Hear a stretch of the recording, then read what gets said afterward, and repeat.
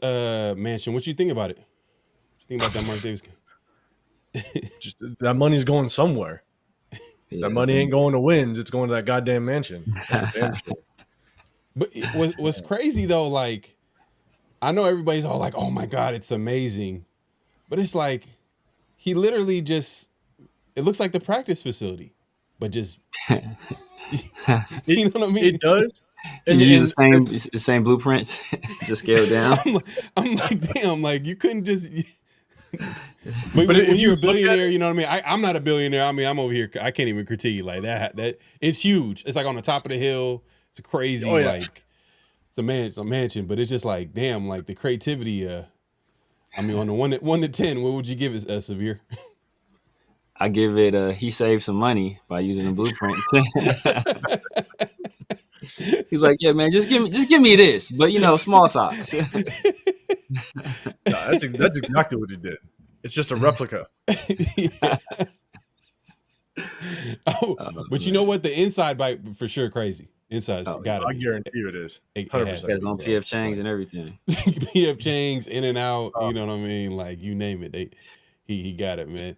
Hey, man, don't forget to clock in, like, comment, subscribe, and hit that notification bell. Here we go. Great Pharaoh. The gift of Troy is a fabulous fabric from the land of the 5 rivers.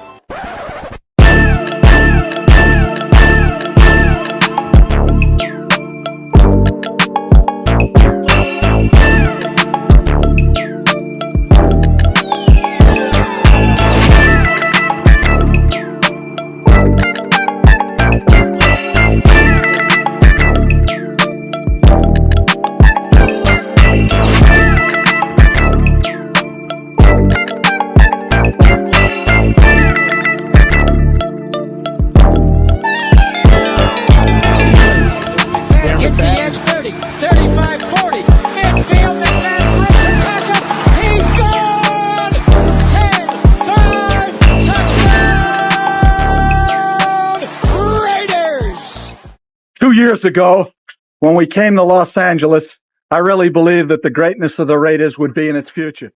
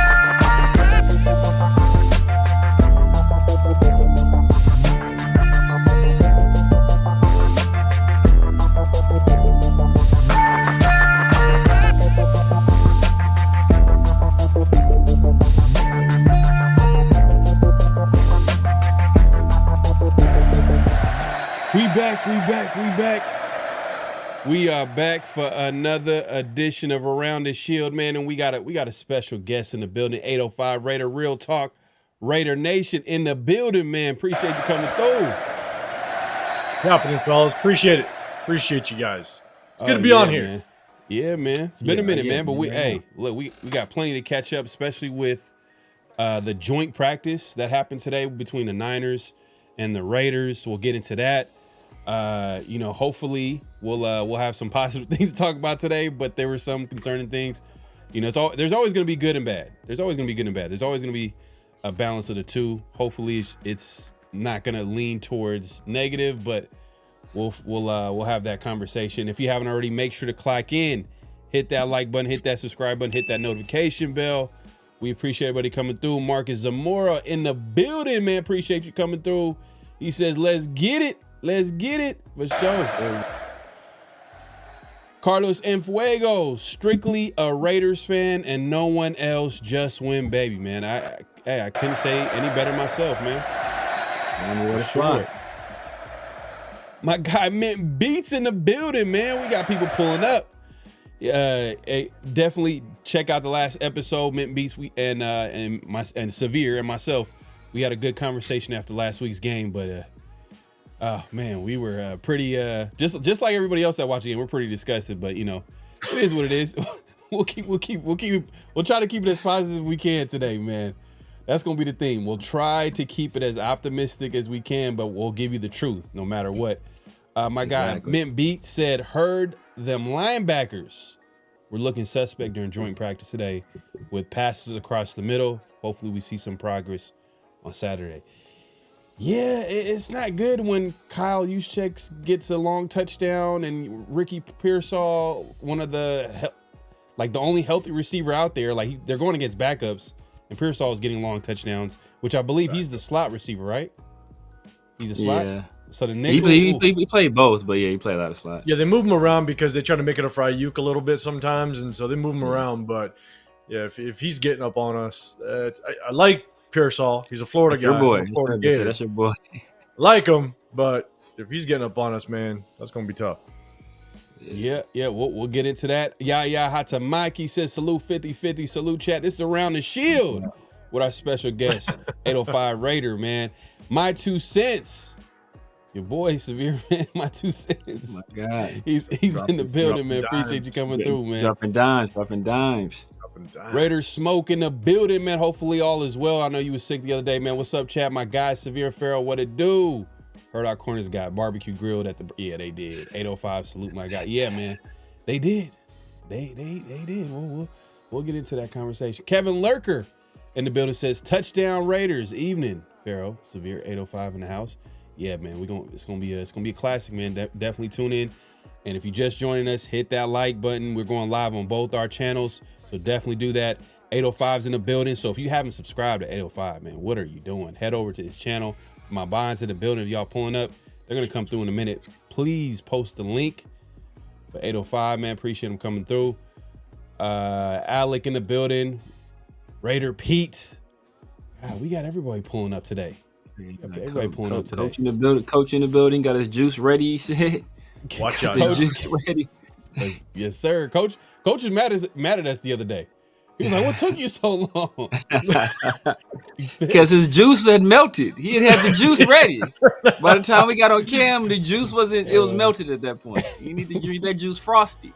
Man, that's crazy. That's crazy. We got Assassin's Creed in the building, man. The game is in the building, man. Assassin's Creed. Ken Crest is in the building, man. My guy, man. Appreciate you coming through. Mario pulling up, man. What's good? What's good? Raider Wisdom. Hey, man. Hopefully drop some wisdom for us today, man. Was Gucci, folks. Forget practice. We're going to see what up on Saturday. Yeah. To a certain extent. Well, okay. You know what? Let's just get into it, man. Let's not waste any time, man. Let's just get into it. So, obviously, yes, man. Salute to Yaya posting the link. Y'all see it. Appreciate my guy, man. International man of mystery. Yeah. To my dude, jet setting all over the world, man. Yes, sir. So the Raiders, like we said, the Raiders and the 49ers had a joint practice today. Offense, from what we heard from the beat writers that were there, the people that were there, had a slow start, but they were able to pick it up at the end. Trey Tucker kind of had a shaky start, had a couple of drops, but made it up with It sounds like a couple of long touchdowns, which is good to hear. Especially when we heard that, like, you know, and this is the value, I guess, of having like a Geno Smith, like one of his best attributes. It feels like he's a really good leader, because people were saying that he pulled Trey Tucker to the side, and literally within like 5-10 minutes later, Trey Tucker is catching a couple of touchdowns. So Brock Bowers, it's gonna be the Brock Bowers show this year. He had a good practice. Genty, Severe. Are we gonna show some Genty love? Because he had a couple of, from what they're saying, a couple of big runs. Tashawn confirmed one of those runs as 20 yards. So I don't know if that's gonna your standards. I don't know, man. That might not be enough. 20 yards might not be enough. Should have been 21. God damn it. Yeah, I don't, because I didn't hear a lot. I mean, I was scouring the internet. I didn't hear a lot. I heard about the big run, I think, and I saw a play where one-on-ones. They were doing one-on-one drills where he kind of cooked the linebacker. Had a nice catch. He had to slow down for the ball because the ball was a little bit underthrown, but you know, he still made the adjustment and caught it. So that's always good to see. But I didn't hear a lot other than that. I heard he had a good practice though. I did hear he got a good practice, but wasn't a lot of details. Yeah. 805. You were at the game that was at Allegiant, right? I was at the open practice at Allegiant. I've been to 2 practices at Henderson, the open practice at Allegiant, but I wasn't able to go today, man. I was so pissed. I wanted to go today. I wasn't, work got in the way, man. I was like, you've got to be kidding me. Of all days, work wants to step up its game, need me now. So, but you know, I've been to two practices at Henderson and then 1 open practice. And it's tough because I don't know if you guys heard it, but I heard the reports that apparently the 49ers did ask that it was like a light contact day. Medium contact. Yeah, like to where it wasn't like full tackle. And whenever you hear that automatically favors the offense instantly. So you just don't know, did a corner pull up? Could have, laid a hit and just pulled up a little bit, allowed Genty to shake a little bit, were they being as physical, on the line of scrimmage with the receivers? I just don't know. So whenever you hear reports that it was just requested that they play a little bit lighter today and not full contact, full tackle, it's like, okay, how did it really look at the end of the day? That's true. That's the hard part. Fred Warner forgot that memo because I heard he got Thornton real good to the point where like Carroll was like, okay, because Thornton got hit over the middle and then he looked kind of surprised by it, and Carroll just was like, nah, we're not risking it. He took him out or whatever. But what were you gonna say, Severe? Not to cut you off. Yeah.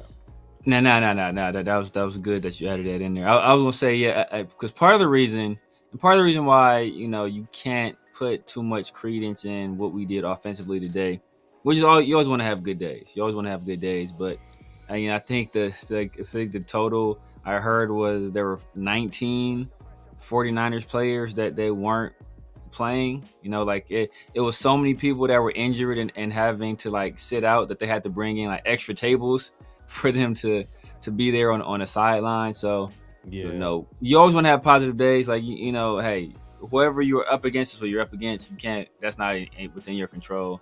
But that's kind of gotta view this in the proper perspective. We had a good day, but it was against without some of the big dogs in there. And the big dog that was there, Fred Warner, I heard he had a day, and I heard that the corner, I think Lenore, I heard he had a pretty good day as well. So because I think the entire interior defense, or not the 4-man front, Bosa, their other edge rusher, both interior tackles, starters weren't there today, or at least not practicing. Yeah. Half the starting secondary wasn't practicing, and so I think it's definitely try to put into perspective a little bit. But success is success. You'll take it any way you can get it. Right. And I think the offensive line will take anything they can get, especially right now. In the last week or so, where a lot of fans, a lot of us were kind of critical from what we've seen, and rightfully so. I mean, there were questions going into the game, going into the offseason. We had, we're cautiously optimistic, but then what we seen against backups last week, it didn't look, as good as it should. And from what we heard today, lot of good things. From Vic Tafer, who is a now 49ers beat writer. He's like he was like he feels like the Raiders offensive line is overrated. He said they were better than what he thought. Underrated. Underrated.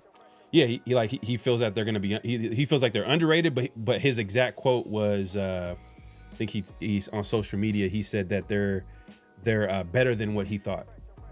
Okay. You take that for however way you want to take that. So he leaves being a reporter for us, and then actually starts talking positive. That's what he's playing. Okay, I see what's going on. Yeah, but they had a good day. That the offensive line had a good day. Geno Smith was like, man, I had time to get to my third, fourth read. You know what I mean? I felt real comfortable back there. So offensive line had a good day. Now, that being said, you could say, oh, they're going against backups, but what happened when they went up against backups last week? It didn't look good. So they responded well to whatever, they were going, whatever happened last week. I feel like they responded well, and we'll see what they do in this preseason game. It is just preseason, but you want to see some type of, improvement, them responding to adjustments that the coaching staff makes. I mean, 805, man, like what is your take on the offensive line? The current state of the Raiders offensive line. The current state is all signs are pointing to there's a good chance we're gonna have a long season on offense. That's the hard part, right? You got Dylan Parham, that's a massive question mark. Colton Miller, I think, is going to be solid if he continues to grow and progress like he did at the end of last season. I think he's going to be solid. But the shuffling of the offensive line, DJ Glaze, you just hope DJ Glaze continues to improve off of what he did at the end of last season, right? And if he does it, great. We might have ourselves a pretty good right tackle. But, moving Jordan Meredith to center, I'm a big fan of Jordan Meredith, but how well can he play there? JPJ, he was very hit or miss in the scrimmage, or the preseason game against Seattle. So how well is he adjusting to that position? Then, Dylan Parham. The shuffling of the offensive line scares me now. And if we miss on this offensive line and it fails, we had every opportunity in free agency in the draft to address it. And we got Alex Kappa, and we traded back twice in the second round, and it finally addressed it at the end of the third. So if our offensive line is not up to par, and you picked Genty at number 6, knowing that was your target, that was the guy you're going to get, and this is what you're going to do with the offensive line, I mean, I think it's an absolute fail with Spytek. So they better get it. It better be right. That's all I got to say. They had every opportunity to take shots at getting it right, and if that's the group you went with, then they failed. Okay, all right. You mentioned JPJ's struggles, right? Would you say that some of the struggles would you say it's correctable, right? 100%. Correctable, right? Yeah. And would you say a lot of it is like miscommunication and chemistry, especially because he's going with a guy that severe. To quote you, man, like it was hard to watch. You know what I mean? Thayer Mumford last week. So when you have a guy struggling like that, and a guy that you're probably not gonna, Thayer Mumford is not gonna be the starter unless, like, God forbid, knock on wood, there's some type of injury and he has to come on there. But like what I'm saying is that, like, I would think that a lot of the issues can be solved if they play together longer. You know what I mean? Without question, whatever that 5 is. But then also not before you go. Yeah. Also putting the guys in the right spots too. So a lot of people argue that maybe JBJ should be at center too as well. But the best 5 might be having Meredith in their starting lineup, and the Raiders coaching staff is saying center is a spot for him. And I think that's kind of what they're doing. They're trying to get their best 5 out there, which if your best 5 doesn't include Alex Kappa, the second highest free agent that we brought in the offseason, then you missed. Knowing the struggles that Dylan Parham had last year, right? So that just tells me you missed, right? If Alex Kappa isn't playing. And in addition to that, the struggles that JPJ is going through, I can put some of that on him learning a brand new offense, right? He may not understand the calls, even though the scheme always is the same, right? Whether it's a more power run scheme or zone run scheme, it's all the same, but the calls can be very different.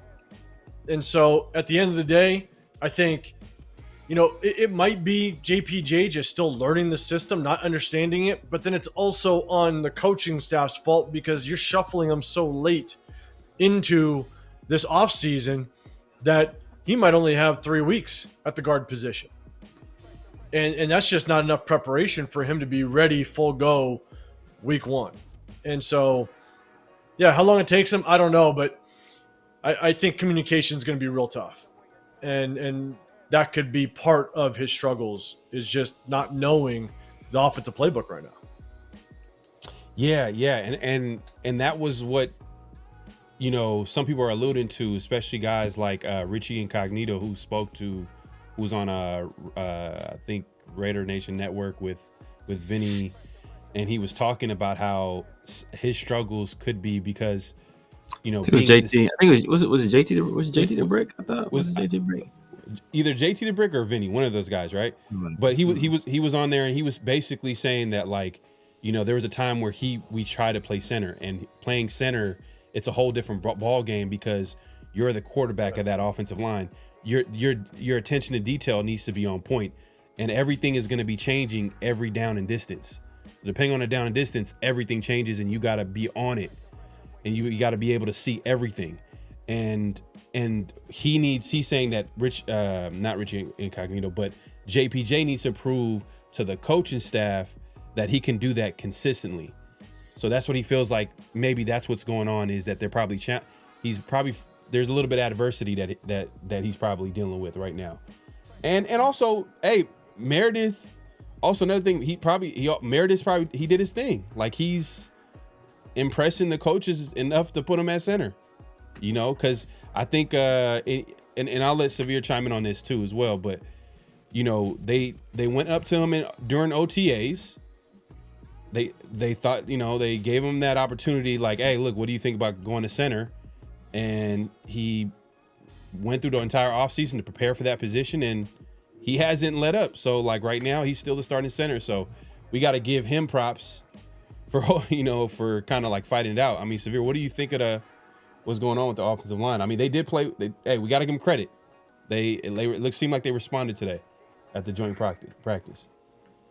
Yeah. I mean, they responded. They had a good day. Like I said before, you can't help who's in front of you. At the end of the day, the man is in front of you. You got to have to beat the man in front of you, and that is not something we had a lot of success last Thursday. Obviously, when we played the Seattle Seahawks in an initial preseason game. The offensive line, the shuffling, I'm not a fan of it. I've already kind of said that. We had success down the stretch last year. Running the ball, the unit was cohesive. They were building chemistry. It seemed that things were going in the right direction. So I don't think there should have been a lot of change there. We found something in Meredith at guard. I think JPJ did a nice job at center. Parham, I think he was coming along. This added weight this year, I think, might have been even a step in more of a step in the right direction. Glaze had a very solid rookie year, and then when Colton Miller was healthy, he was one of the top 10 left tackles in the entire NFL. So if it's not broke, don't fix it. It's not broke, don't fix it. And they were trying to reinvent the wheel. And just in terms of Meredith and JPJ.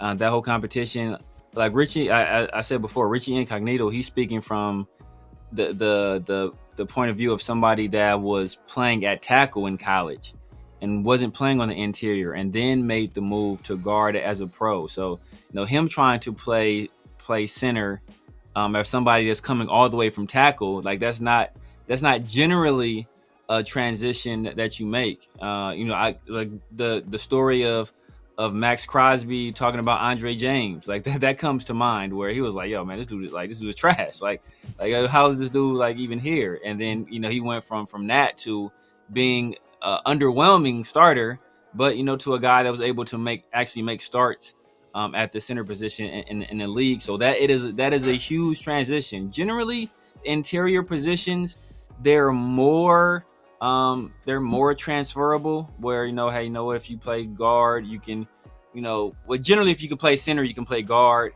If you play guard, you may be able to play center, may not.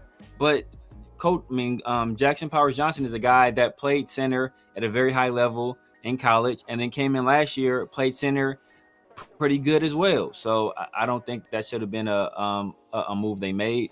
And just looking at the preseason game, I know I mentioned before that our guy Raider Ray, he had sent me some plays, just really just focused on the offensive line, and just even some of the plays that he thought were solid from Meredith.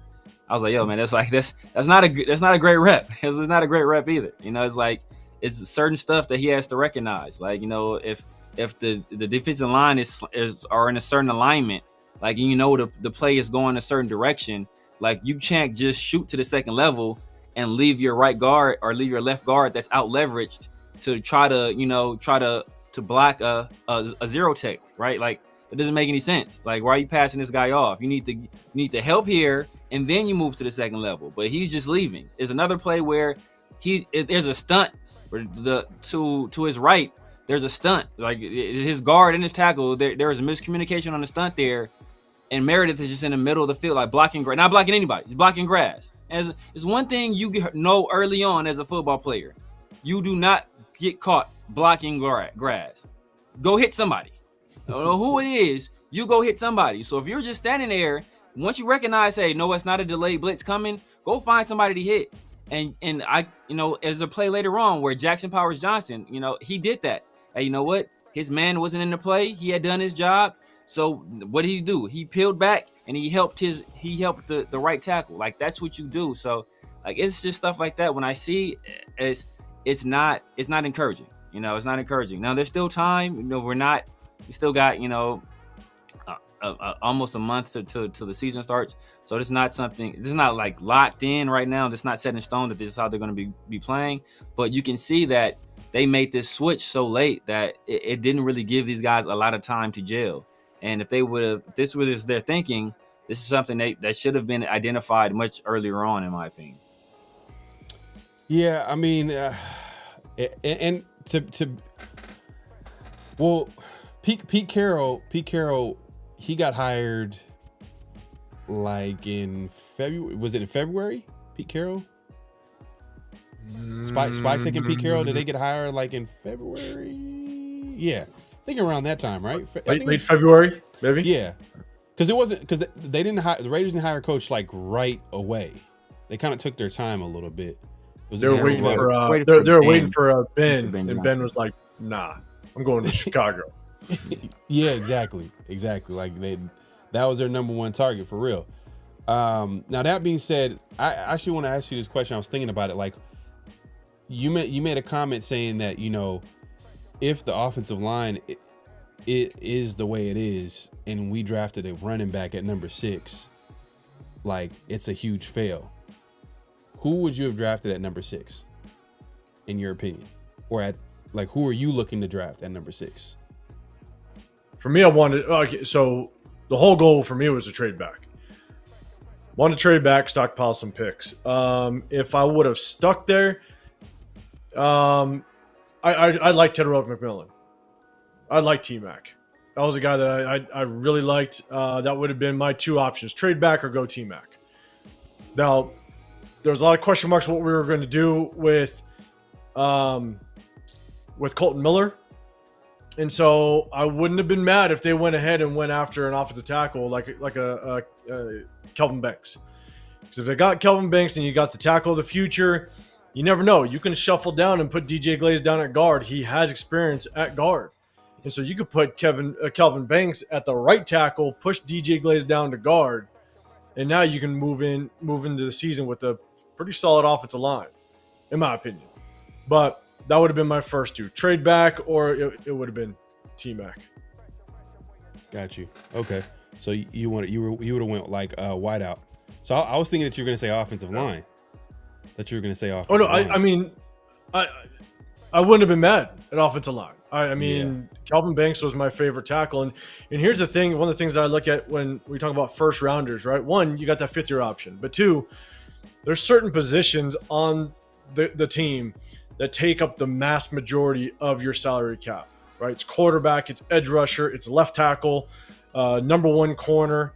Those guys take up the mass majority of your salary cap. And if you can address, and number 1 receiver, if you can address one of those 5 and it's a need, I'd go after it without a question, because now you lock in a rookie within a rookie contract and you get that 5th year option if they work out, and you don't have to dump all that salary cap into a player. And so I number 1 receiver, if you could have tied up T-Mac, especially after what Jamar Chase has got paid over in Cincy, give me a number 1 receiver and let's lock that guy up for 5 years and we ain't got to worry about that. And that's the argument. That's the argument with drafting a premium position.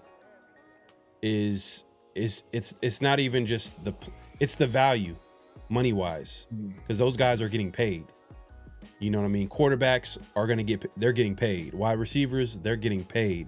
So getting guys like that, or pass rushers, they're getting paid, and those are guys that you want to draft early because you can get them. You can get talented players on a cheaper contract.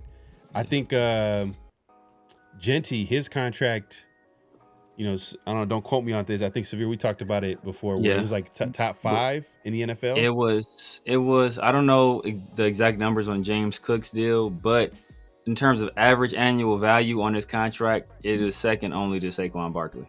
So and for context, I think Brock Bowers, he was like 33rd among tight ends. So so as a pass catcher, so like it's backup tight ends that are making more per year than Brock Bowers. So that is or no, I'm just scratch that. Teteroa is like 33rd. Teteroa is 33rd in his contract. I forgot. Brock is low too. Brock is somewhere like in the 20s. But Teteroa is like 33rd in terms of wide receiver contract annual value. But tight ends are not getting paid too as well. Like overall, like maybe I don't know what Kelsey's deal, or not even Kelsey. Who would be the next guy? Greg Olsen. I forgot what his deal was, but they're not really getting deal because they're not. Let's be honest. Tight end is not a premium position. It's not wide receiver. They're not getting wide receiver money. Yeah, it's like who was that? Who was it that wanted to get wide receiver money? Jimmy Graham. Was it Jimmy Graham? Yeah, it was Jimmy Graham. That he was pushing like you're going to pay me like a number 1 receiver because that's what he felt he was on that team, and it just never happened. So tight ends I don't think will ever kind of get that top tier or be looked at as top tier money. Damn, it's crazy too when he got traded to the Seattle Seahawks. It's almost like his career just ended.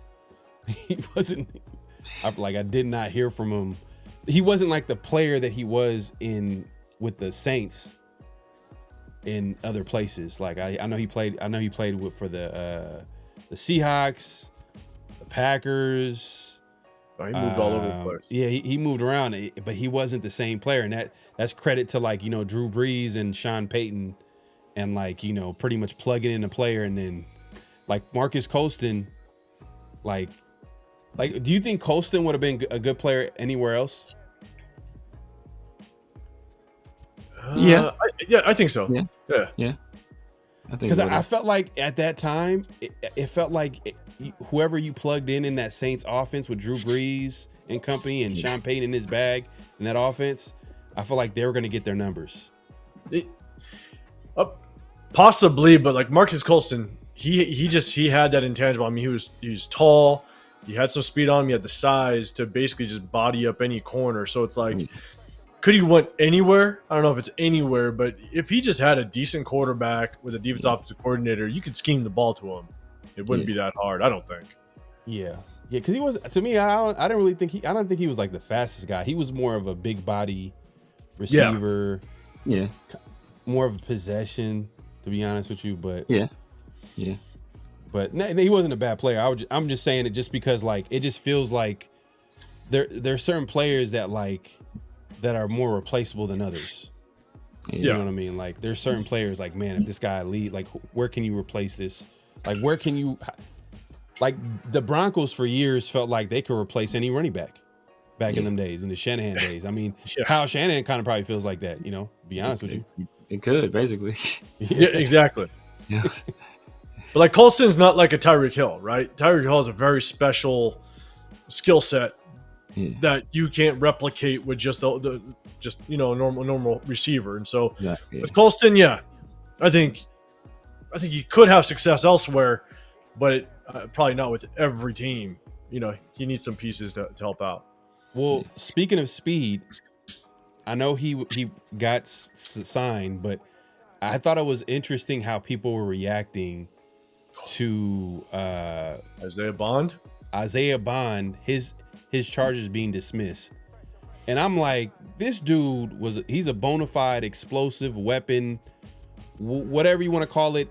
Teams are looking for ways to score touchdowns and to get explosive. And this guy is literally going to be signed to a cheap contract.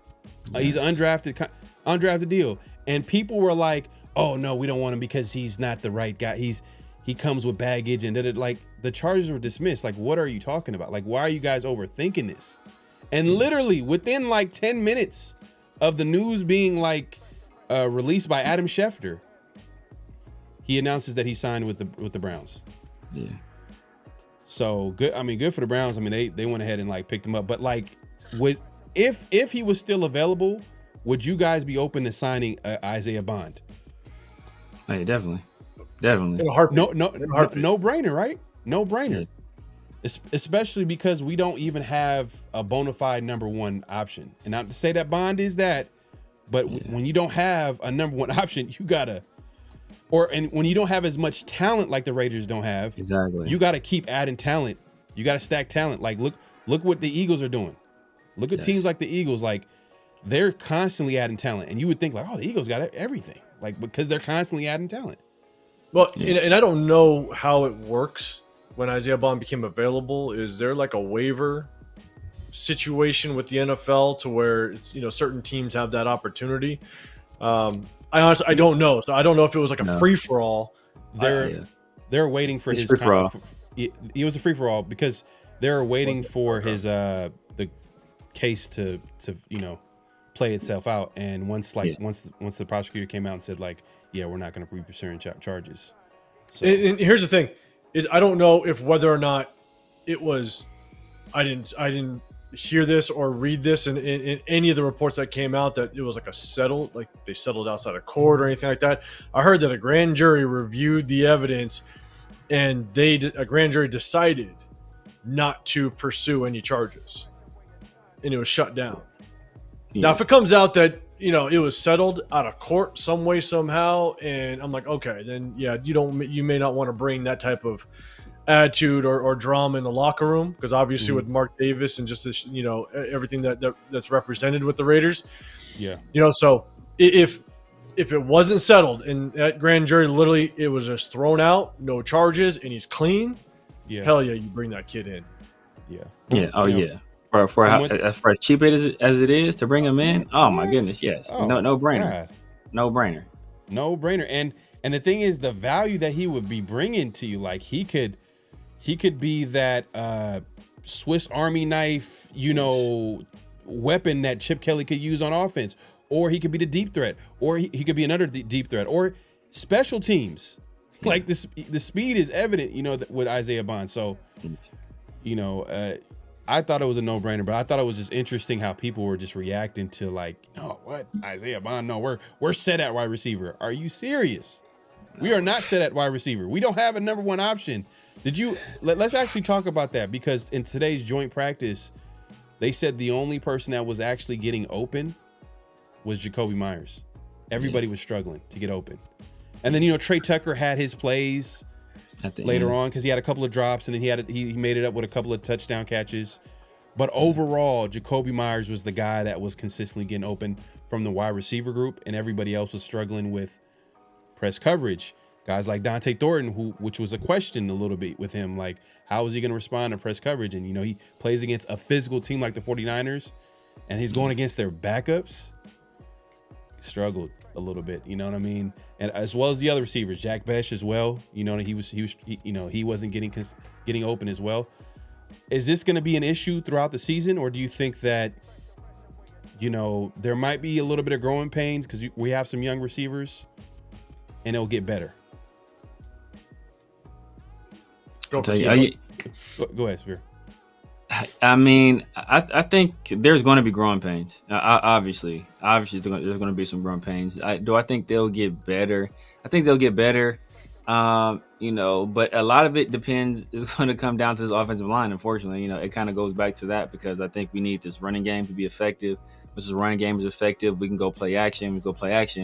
Then you get the opportunities for deep shots to, you know, Dante Thornton and Trey Tucker. So it kind of all comes full circle with that. But these guys are, you know, they're one of the toughest transitions to make, well, until last year. But a lot of times people say, like, you know, that transition to the NFL, playing the wide receiver position, a lot of people struggle, you know, making that move. So, you know, like Jack Besh, the athleticism to play outside, I don't think it's there. No, that's why I preferred him in the slot. But it seems like the Raiders feel that he can play on the outside, so there's going to be a transition period for him because he has to get faster, quicker. You know, he has to learn how to play against like elite athletes on the outside.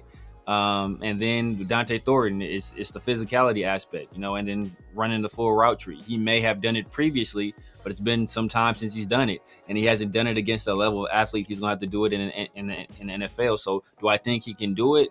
You know, I think he can. You know, it's more difficult for those longer, taller guys to be able to do it, especially when you're a longer, taller guy like that, and you don't necessarily have like the physical strength to really like, hey, use your body on these breaks to create some separation.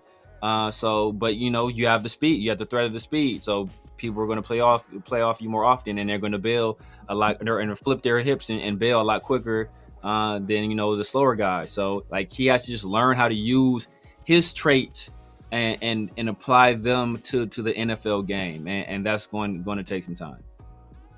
Yeah, man. If Deshaun Jackson can figure it out, then I'm sure Dante, you know, if he puts in the work, man, he can figure it out. But yeah, go ahead, AFI. I think what's interesting is I just wanted, obviously Robert Saleh is back over there with the Niners as the defensive coordinator, and the one thing that Robert Saleh likes to do on defense is he's going to force you to beat him underneath. He's going to keep everything on top. He's going to make sure that you can't beat him over the top. And if Chip Kelly's trying to press the ball deep with Trey Tucker, if they're trying to hit the seams, if they're trying to stretch the field, Saleh's not going to let you do it within his defense, and he lets his athletic linebackers kind of roam underneath. And so I'm curious, you know, is that what they were doing? Were they making it somewhat hard for Geno Smith, the quarterbacks, to kind of hit that deep ball? And now it was forcing them to really try to pick the defense apart underneath. And Robert Saleh, he's a good defensive coordinator. Yeah. So I'm really curious to see what happens this Saturday, because if Saleh does play his normal defense where it's like, look, you're not going to get that deep ball, so quarterbacks, you better learn how to pick me up, you know, pick me apart underneath. That's why the Niners have always had really athletic linebackers with Saleh, and they just fly. So maybe they were trying to go deep today. Obviously, there was rumors that Trey Tucker was doing some work, but anytime you got to hit underneath.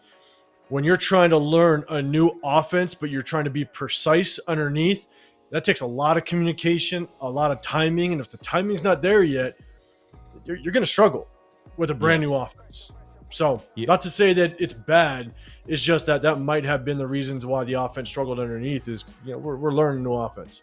Yeah. Well, they said and especially against a new opponent too. They've been doing it, but this is their first time doing it against other people. So like how they're going to play it is going to be different than how Pete Carroll and his defense and Patrick Graham and their defense is going to play it. So just that adjustment period. So like we kind of saw it like preseason week 1, right? Like against backups, we struggled, and it's just that we haven't seen other people for you know, we like that was our first experience against other people. So And on offense, we always talk about how like defenses are ahead of offenses because offenses are predicated on timing and chemistry and understanding and precise, like distances and understanding where a guy's going to be and him understanding where you're going to throw the ball to, or if he sees this coverage, understanding how he's going to play it, how he's going to break. And especially in Chip Kelly's offense, where I think it was Bachman was talking about, what wide receivers have a lot of freedom in this offense. There's a lot of time, and that was, and hey, I hate to bring this up, but that's how it was in Josh McDaniels' offense too, where guys have a lot of freedom to, hey, what? If I see something, if I see they're playing it this way, I can break my route off short here, or I can sit my route down right here. But that's predicated on not only the wide receiver seeing that, but the quarterback seeing that. And what happens when they both don't see that is that interception that Aiden O'Connell threw. Because Bachman did the right thing. He saw the coverage, he set it down. Aiden O'Connell didn't see it. And so he threw the pass where the route was supposed to go, if it was a cover 3 and that cornerback was bailing, but he didn't bail. He sat there. And then Aiden O'Connell threw that interception. So that's why it's so important that these guys like get on the same page. And like all this stuff is growing pains, but you only have so much time to do it. So that I know people don't like hearing it, but there's a chance that we struggle this year because it takes time. It takes time. Yeah. I was gonna say that it's gonna take time because that a lot of that is like chemistry and like timing and like, man, that's crazy. And I wanted to make actually say something about to 805 because you made a point by saying that since the level of hitting was like medium or like not as physical because based off like I'm sure they got together and talked about it and the 49ers had 20 players out and all of that stuff. The offenses today, like it was extremely pass happy. So that can also probably play into like the struggles or maybe of the offenses. Possibly the Raiders defense struggled. If we got to be honest, like the Raiders defense struggled, but for the Raiders, they had a little bit of an adjustment because they didn't run the football. They opted more to pass, and maybe that was like Pete Carroll and Kyle Shanahan getting together. Like, hey, look, like, because running the football is gonna be a lot more physical than it is if you had to pass the football. So we might be able to see that maybe this Saturday. Who knows? We'll see how it goes, but. I thought that was like interesting that was extremely pass happy, and then you made that point about how like, it wasn't as physical as you would have wanted to be at a joint practice. It's gonna be interesting because we came out against Seattle extremely pass happy. I think 75% of our runs came in those last like 3 offensive drives in the fourth quarter. I mean, we barely ran the ball in the first half. We came out so pass happy. So I don't know if Chip Kelly through this offseason or this preseason, he's really trying to dial in the passing game. I mean, because like to Severe's point, right? It's all about communication. If Alex Bachman is coming out saying that there's a lot of flexibility with the receivers, in some ways it's great because if you're on the same page, you're going to be able to expose defenses' weaknesses, find the open, the soft parts in the zone, stuff like that. But if you're not on the same page, it can get nasty fast. That's when interceptions happen. That's when, Geno Smith doesn't see it. The receiver goes one way. He's expecting the other way. Now Geno's got to bail, and so I'm curious to see what Chip Kelly's going to do with this offense this Saturday because I think it looks like they're really trying to dial in the passing game and see if they can get quarterback receiver on the same page. Yeah, man. And another thing too is that like, what I heard about Chip Kelly and his offense is his running game is really diverse and like it's one of the best out there. But his passing game, I think Severe, we talked about this early in the offseason, passing game is not as I won't say complicated, but it's maybe he's working on something that he feels like is not his strength on offense. And he probably doesn't want to show a lot because Carroll last week, Pete Carroll made a comment saying that the offense and defense is going to be pretty vanilla this entire preseason. So come week 1, we might see Genty run the ball for 25 times, 30 times, or whatever, because just to catch people off guard. But you know, but we'll see. Yeah, I think definitely do a lot more in the run game. Like they're going to keep it, especially Chip Kelly. That's his bait. Like the run game is his baby, and that's why I advocated for that hire so much. And you know, I pounded the table, and a lot of people were negative about it because I just watching what he did. You know, especially at UCLA, like we're going to figure out a way to run the ball. We might have to do some gimmicky stuff, especially with this offensive line if it doesn't hold up. But he's going to figure out a way to run the ball. And then at that point, you know, we just have to find ways to be productive, you know, elsewhere. And you know, right now we got a lot of youth out on the perimeter, whether it be Dante Thornton, whether it be Jack Besh, or inexperienced guys like you know, still, you know, Trey Tucker and Alex Bachman if he makes the team, or I don't know if it's going to be Shedrick or, you know, likely not Malat. So it's a lot of question marks at pass catchers outside of Brock Bowers. And you know, that's like Brock and Jacoby are the two rocks we have. And everywhere else, you know, so it's that creates a situation where you have a high ceiling if these guys reach their potential. But, you know, the floor is also pretty low as well because you're depending on young players to be productive fast in the NFL. And, you know, people don't always make that transition quickly year one. One quick thing, and I like how Pete Carroll tries to, you know, he twists it, right? He's going to say it's going to stay very vanilla. Well, everybody in the league right now is very vanilla because you have players that are going to get cut on these teams and go to other teams. You don't want to be, you know, you're not going to be like, hey, young kid, here's my entire playbook. Oh, shit, yeah, we're going to cut you. Now go play for Miami. And bring everything I just taught you with. And so everything's going to be very vanilla because I think that we still have, 90 plus players on this on this roster. Yeah. You got to cut down to a 53-man roster. So a lot of these guys are going to walk away. And so it's not going to really start to pour on until we cut these guys down. So it's very vanilla. I hate that. It's part of the game. Don't get me wrong. But I hate when like a player that we like release that played for us that week. We played the Broncos, the Chargers, and they sign him. Yep. And I'm like this motherfucker, like over here. We know exactly what's happening. Like he's basically telling them exactly what the Raiders like to do, this player's weakness, whatever they can get out of him. And he's getting paid for it. You know, he's like, hey, look, shit, I'm getting paid for this. Like 100%. But it's part of the game. Every team does it. The Raiders even do it, you know, so every team does it. But I just like, man, that is kind of annoying to know that like players just go out there and just like literally give away all the you know, secrets of the team, but pretty much. Man, if you haven't already, make sure to clock in, hit that like button, hit that subscribe button, hit that notification bell. Here we go. Let's see. Let's get the chat right here. What? I did not hear this. Leo, you said, did someone get busted for selling playbooks? Before, possibly. I never heard of it, but possibly before. I never heard of it. Yeah, I haven't heard that. Now, if you're talking about maybe the Jim Harbaugh situation where he was like stealing signs or something like that, maybe that's what you're talking about, possibly. But they had a whole documentary about that, which is crazy.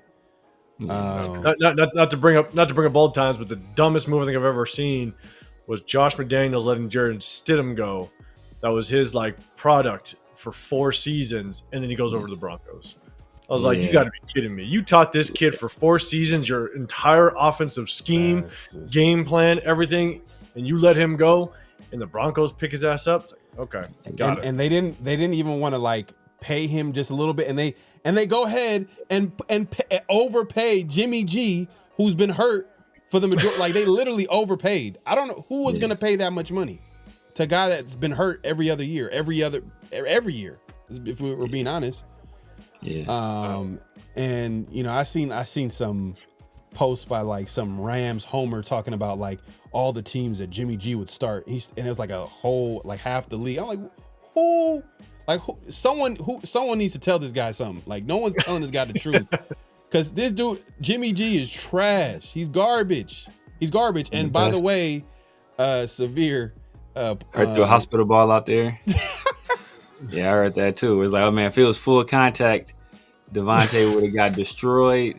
Yeah, Oh, that's how it is though, man. Like that's like it's always gonna be homerism. That's how it goes. Like they're gonna say, oh man, we got this guy. Like we're so fortunate to have this guy because every team in the league wanted him, and that's just how it goes. But like Devontae, I'm sure is looking like, you know what, I gotta get out of here.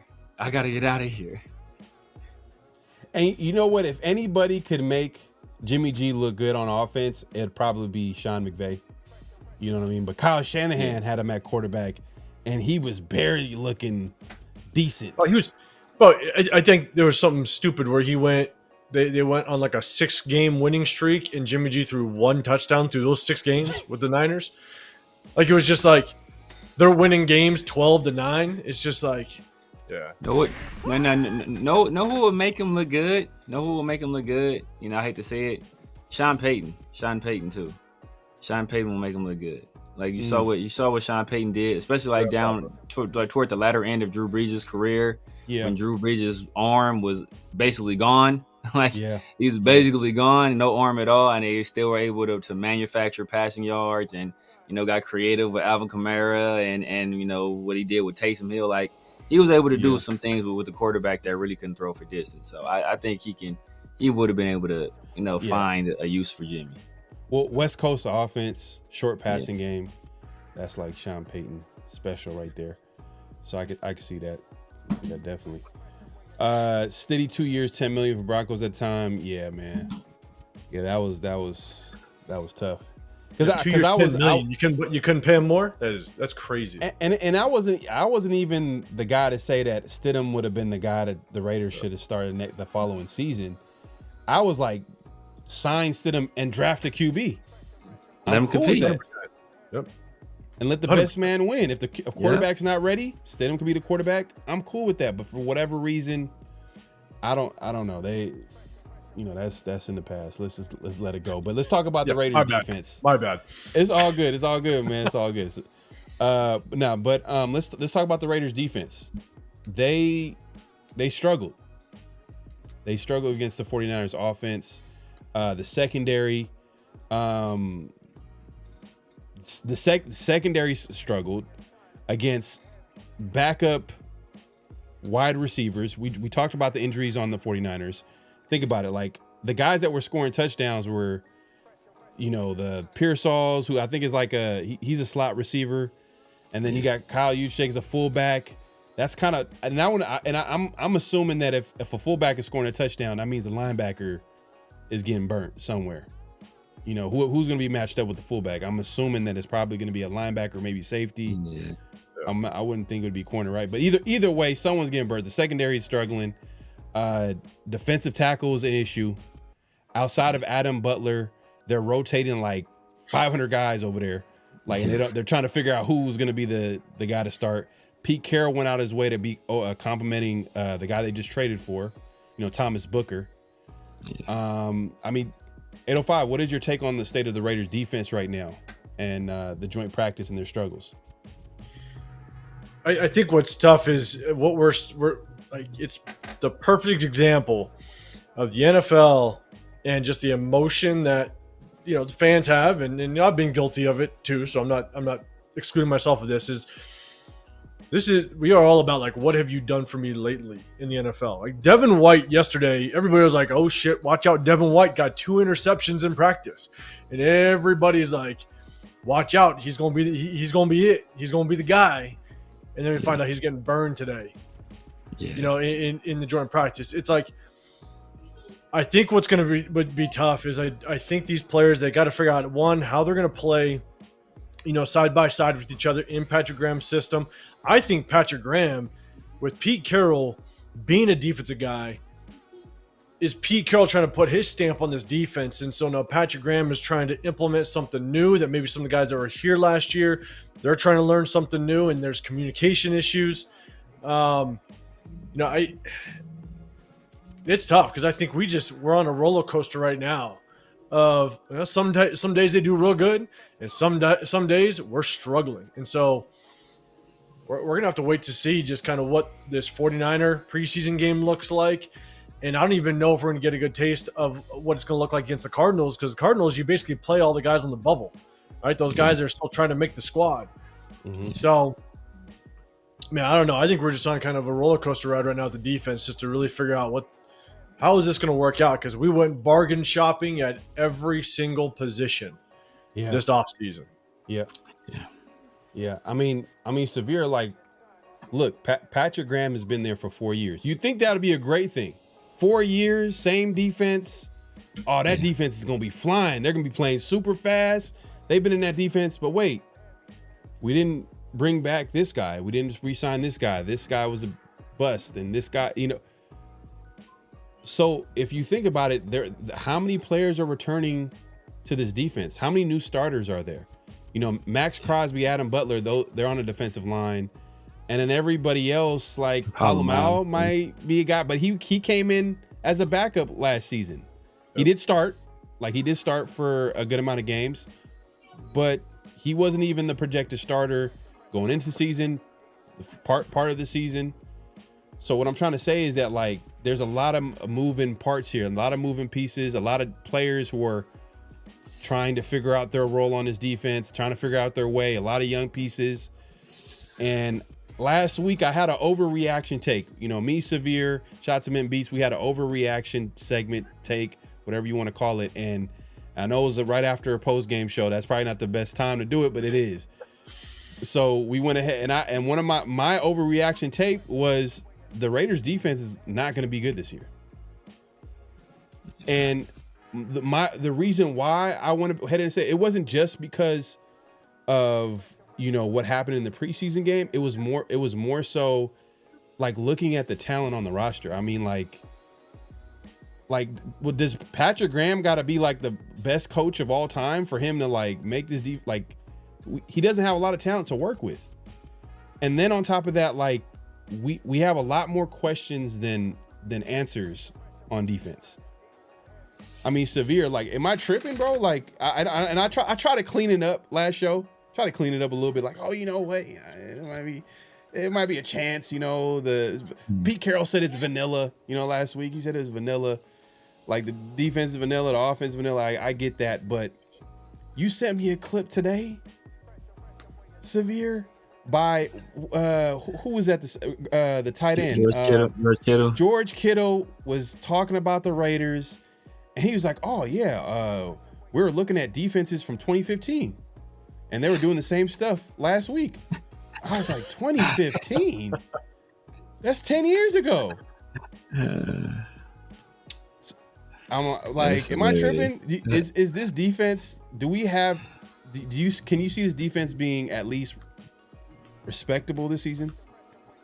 That is wild, though. Yeah, every time I think about that, I just be thinking about our Shell 2.0. It's like, oh, real quick. Leo said in 1972, Carl Sweden and his cousin were arrested by FBI agents while attempting to sell a Los Angeles Rams playbook to New Orleans Saints coach. Damn. There you go. Crazy. All right, Leo. Ooh. Hey, Leo in his bag today, man. Statistician. I like it. But yeah, producer Leo with the facts. But man. Like the hope is that as Pete Carroll kept bringing up, he kept reiterating this point. Preseason, everything's vanilla, right? Everything's vanilla. They're just not going to run anything.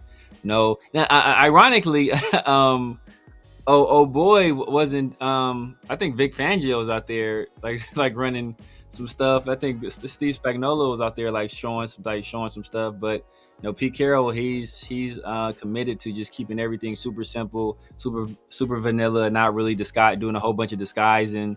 Like nothing too crazy complex. They don't want to show their hand. Just keep everything. Hey, it's base coverage is basically. And at that point, it's kind of the situation is my guy better than your guy? And you would hope that when you're playing against people that are not projected to be starters, that your projected starters will be better than their projected backups. And last week in Seattle, that wasn't necessarily the case. And you think about it, like that first drive, we were kind of bailed out by Isaiah Palomau making that interception. We can't count on like that's because that's what happened. I forgot what year it was, but it was one year. Was it the Jack Del Rio year? But I want to say like we had a whole bunch of turnovers. So like our defense wasn't really that great, but we turned the ball over. We got a lot of turnovers. So that's what kind of like, hey, you know what? People aren't really scoring on us because we're able to generate turnovers. But as soon as that stopped, the very next year, it's like, okay, well, damn, like, like your horse and carriage can turn back into a pumpkin. So you can't always depend on that. So it's going to be tough, especially because we're so young. Like you hear from what I'm hearing, like Caillou Blue Kelly, a guy that was buried on the depth chart last year, like he saw a lot of snaps, and somebody even said the lion's share of snaps at number one corner, at the expense of a guy like Darren Porter, who you would think they would want to get as many opportunities as possible because he's a guy that didn't do a lot of starting at corner, at the collegiate level. And then you think about the injury to Lonnie Johnson. Now we're trying to bring in Terrell Edmonds, and then we're forced to, elevate a guy like Chris Smith, Chris Smith Jr. to that spot. And now, like what we do at nickel with Jeremy Chin, that plan might have to change because we might have to keep Chin back at safety and move somebody else up to play nickel, possibly Jamal Adams. So there's just a lot of moving parts. That's why there's going to be an adjustment period. I think if we can get Kuntz and Crosby to be the guys they were down the stretch of 2023, I think this defense has a chance, because then we can kind of stay in guys' hip pockets. We have long, athletic, lanky corners where they can make plays. But if we're going to force these guys to cover for a long period of time, as would be the case with any defense, like we're going to struggle covering, and especially at the linebacker level as well. Linebacker, nickel, corner is a question. Defensive line, like the good news is we got Max Crosby. The bad news is everybody else. You know what I mean? The bad news is like, who else is going to step up on that defensive line? Kuntz is 1 year removed from ACL injury. It takes 2 years to recover from that injury. We haven't heard nothing from Kuntz. I hope he's a big contributor this year, but we haven't heard nothing. You remember we were all hyped up about Kuntz last year, and it was, unfortunate that he had that injury, but no one is talking about Kuntz. From the Patrick Grahams, I remember at the time, what's the Cincinnati Bengal head coach for years? I remember Marvin Lewis had an interview with the Raiders media, and he was talking about guys that he felt like were gonna break out. I think he brought up Adam Butler, and he talked about Kuntz was another guy. And it's just unfortunate that he got hurt that way, but I don't know if Kuntz is going to be the same Kuntz that we expected him to be to complement a Max Crosby. The only other person that had a sack today was your boy, Tyree. Yeah. Tyree was able to get a sack today. Did you know how? Did you hear how it happened? He ran into somebody on accident. Now, so I was happy. I was like, oh man, because I was like, oh man, like I read the tweet. It was, oh man, like Tyree Wilson and Max, like they both were in on plays where either one of them it would have been a sack on the play. And then when I read about the play later on, I think it was Ted to win. Matter of fact, I commented on it because it was Ted to win. It's like, it was Tyree got the sack. He was playing at D tackle, and it was a tackle and stunt.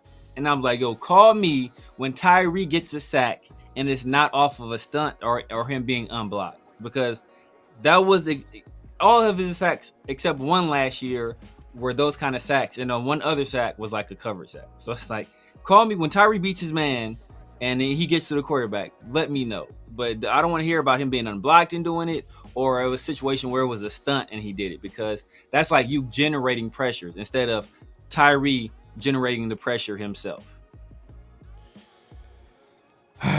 Man, let me just Super Armor Crown says, damn, Pharaoh, after one freaking game. This is not after one freaking game at all.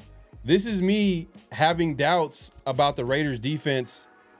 The entire offseason up until this point, just based off the amount of starters we lost, based off like 805 mentioned earlier, bargain shopping at every position on defense, you know what I mean, especially, and thinking that is going to be the answer, thinking that like guys that didn't work out everywhere else and bring them in and thinking like, oh, positive, mindset will solve, Pete Carroll, the Messiah, you know what I mean, is gonna, do what he did with Geno Smith to Devin White's, and that might work for maybe one or two players, but if you're doing that like at Devin White, Jalen Smith, who else is similar? I guess a guy that we like, Jamal Adams looked pretty solid last week, but yeah, if you're doing that for the majority of like every level of the defense, it's like, man, it's kind of questionable, especially look, I said there's more questions than answers. There's more questions than answers. So anytime I feel that way, that means that I'm going to be reaching. There's going to be something that we didn't expect to happen, and it could happen, but it's a long shot. You're expecting Patrick Graham to, and another thing too, and I want you to speak to this point, 805, is because I mentioned it earlier with the tight end for the 49ers saying that, we watched film from 2015. Yeah. And we looked at last week preseason game, and it was the same defense. Is that concerning? Is that the defense that we're going to go into the season? Because Patrick Graham's the defensive coordinator, but Pete Carroll seems like he has a huge say on the type of players that he wants on his defense. Is there going to be a clash on philosophy? Is there going to be what's going on? Because Patrick Graham likes to switch it up a little bit, and Pete Carroll's kind of more of like, hey, like he keeps it Gus Bradley-ish. I don't know. It's like the hard part about Kittle is Kittle likes to joke a lot, right? And knowing that he faced Pete Carroll when he was with with Seattle back in the day, so he might have been saying, "Oh, I recognize that defense because I saw it when with Pete Carroll in Seattle." I have no clue, just kind of the context that he was throwing out there. But I think what's really tough is no matter what Patrick Graham comes out in, I don't think there's anybody that can think that this defense is just come out and say, oh no, we're going to be fine. There's no way you can say that, given the fact that there's literally nothing but question marks at almost every single position except for Max Crosby. And I would say Adam Butler. Adam Butler did extremely well last year, and I'll, even though everybody knows I'm an Adam Butler fan, but I think Adam Butler played solid last year. I don't think we have much question there. Max Crosby, solid player. Outside of that, you got literally at every position, it's either someone that's unproven, or we got somebody at just a budget price that we just don't know. Even Jamal Adams. Jamal Adams did well last year. But you better hold your breath because he can get hurt in a heartbeat. Yeah. And so, or last week, and they're moving him to a different position. He's never played linebacker before, and so how is he going to adjust to play linebacker against starters? He played well against Seattle, all right, but he's playing nothing but backups. So how is he going to adjust against starting offenses at the linebacker position? How's Patrick Graham going to use them? And look, on our when we go live with Severe and Chris, we've been trying to break down Jeremy Chinn's game film, and I got about 30 plus clips on Jeremy Chinn. And I'll tell you right now, like I have some question marks. It's not the best film in the world. So it's a downgrade. It's a downgrade. It's a downgrade from Morick and the way he was playing. I think it all depends on how well Jeremy Chinn can grasp onto Patrick Graham's system. I think Trayvon Merrick just did a really good job in Patrick Graham's system. It remains to be seen just how well he's going to go over. I think where'd he go? Falcons? No, he went to the Panthers. Panthers, yeah. Panthers. Yeah. It remains to be seen just how well he's going to do over there. But I think in my opinion, based on what Merrick did in this defense, I think it's a downgrade. But Merritt got paid, so you kind of just got to weigh those two. So I don't know. There's just too many damn question marks. Hey, I'm crying. Am I tripping? You saying it now? Look, Kuntz, Crosby. Well, you put Crosby in there. You being sarcastic.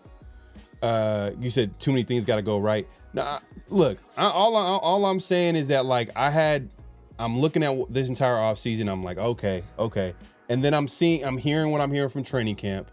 I'm listening to this joint practice. I seen what I'm seeing. I'm just adding everything up. I'm like, I don't know, man. Like, it's almost like best case scenario this season, because even going into the off season, we didn't have a chance to talk probably when we had our, just this thoughts on how the season was going to go. And I was like, you know what? I don't feel like the Raiders are probably going to be ready to make that, to contend for a playoff spot this year. I think 2026 would be the target year. If you have another good off season, good draft, maybe get like a solid pickup in free agency. I'm not even sure if that's Spytek MO.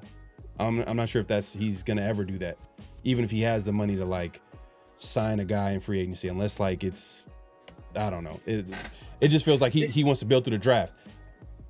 Wait, go ahead. The only thing that I'll say this real quick. What's really tough is I actually feel for Patrick Graham.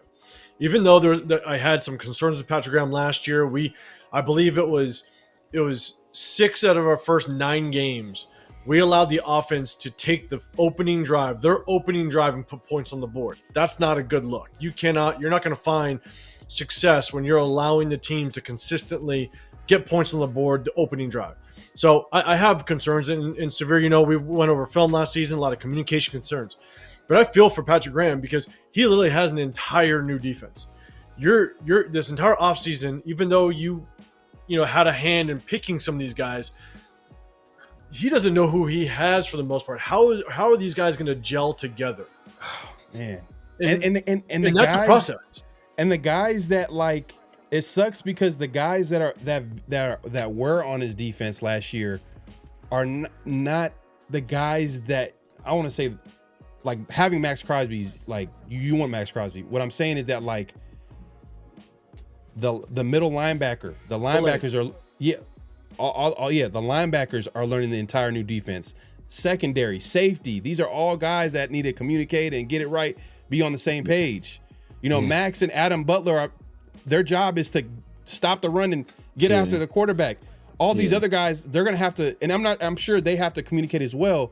But like the back end, the secondary, that's a whole different beast in itself. And they're all completely new. So they all have to be on the same page. What I'm saying is best case scenario is that the Raiders probably are going to have a slow start because they got to get it, figure it out. And then as the season goes on, it gets better. And as it gets better, then they can build off that. Because look, we just got done talking about the offense, right? We said that, look, the offensive line needs to gel. Offensive line needs to gel. The receivers and the way this Chip Kelly offense is and how like it's similar to that McDaniels system in that like they have a lot of freedom to change up routes. So that means the quarterback and the wide receiver have to be on the same page. And like this is Geno Smith's first year in this offense as well as everybody else. So it just sounds like there's going to be an adjustment period. Oh yeah. To begin with, you know what I mean? But that's just me. That's my take on it. But y'all could chime in on that. But hey, man, we appreciate everybody coming through. Make sure to click in, hit that like button, hit that subscribe button, hit that notification bell. Severe, you got some? Yeah, I think that, and I understand what's going on. Is that I think Pete Carroll has built up a lot of credibility, and deservedly so. People see. Hey, you know what? We see what Pete Carroll did at USC. They were a struggling collegiate program, and he turned them around and turned them into national champions. Multiple Heisman winners there. Seattle was a struggling NFL team, and he turned them around. Went to a Super Bowl and won it. Should have won 2. So they think that hey, like he can come here and do the same thing, which he can, but it takes time. His first year with USC, they were not a good team.